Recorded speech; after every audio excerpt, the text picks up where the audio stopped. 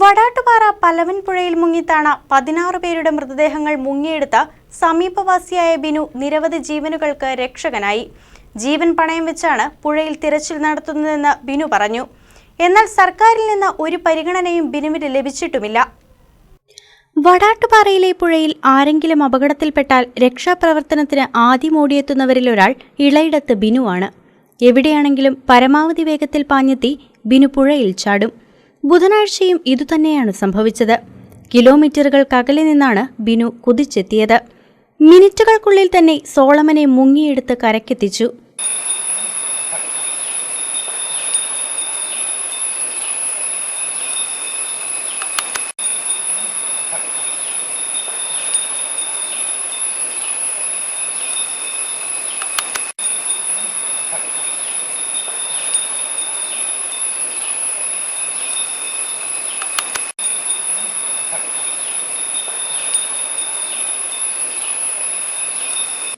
ബിനു ഇങ്ങനെ മുങ്ങിയെടുക്കുന്ന മൃതദേഹം ആദ്യത്തേതല്ല.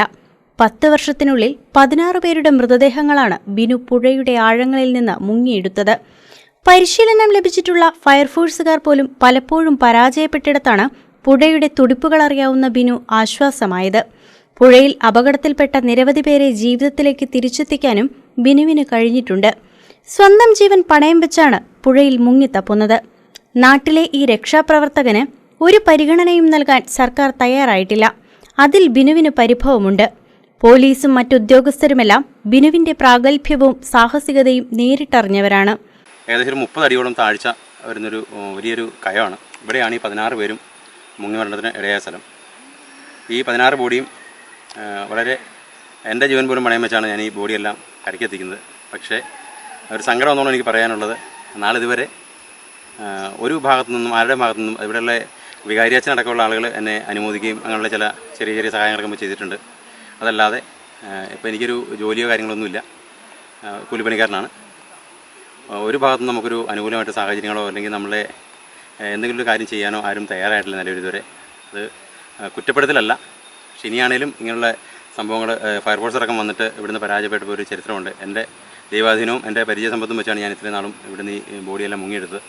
മുങ്ങിമരണങ്ങൾ ഉണ്ടാകാതിരിക്കാൻ തന്നാൽ കഴിയുന്നതെല്ലാം ബിനു ചെയ്യുന്നുമുണ്ട്. അതിന്റെ ഭാഗമായി കുട്ടികളെ നീന്തൽ പഠിപ്പിക്കുന്നുണ്ട്. ബിനു പ്രസിഡന്റായുള്ള പൊയ്ക ക്ലബിന്റെ ആഭിമുഖ്യത്തിലാണ് നീന്തൽ പരിശീലന പരിപാടി. നിരവധി കുട്ടികളെ നീന്തൽ പരിശീലനം നടത്താൻ എനിക്ക് സാധിച്ചിട്ടുണ്ട്. അത് നിയമപരമായിട്ടൊന്നും അല്ല എങ്കിൽ പോലും ഞാൻ അത് വളരെ കെയർഫുള്ളായിട്ട് ട്യൂബ് കാര്യങ്ങൾ വെച്ച് തന്നെ നീന്തൽ അറിയാവുന്ന കുറച്ച് പിള്ളേരെല്ലാം സംഘടിപ്പിച്ച് ഒരു 10-15 പിള്ളേർക്ക് ഒരു വർഷത്തിൽ നീന്തൽ പരിശീലനം കൊടുത്ത് വളരെ സുരക്ഷാ സംവിധാനം ഒരുക്കിക്കൊണ്ട് തന്നെ ചെയ്യുന്നത്. അങ്ങനെ നീന്തൽ പരിശീലനം കൊടുത്ത് അവരെ നീന്തൽ പഠിപ്പിച്ചിട്ടുണ്ട്. ഇപ്പോഴും നിലവിലൊരു 10-15 കുട്ടികൾ എൻ്റെ കൂടെയുണ്ട്. അവരും നീന്തൽ പഠിച്ചുകൊണ്ടിരിക്കുന്നു. അവരൊക്കെ അത്യാവശ്യം നീന്തൽ പഠിച്ചു കഴിഞ്ഞു. അങ്ങനെയുള്ള സംവിധാനം നമ്മൾ ഒരുക്കുന്നുണ്ട്. KCB news Vadattupara.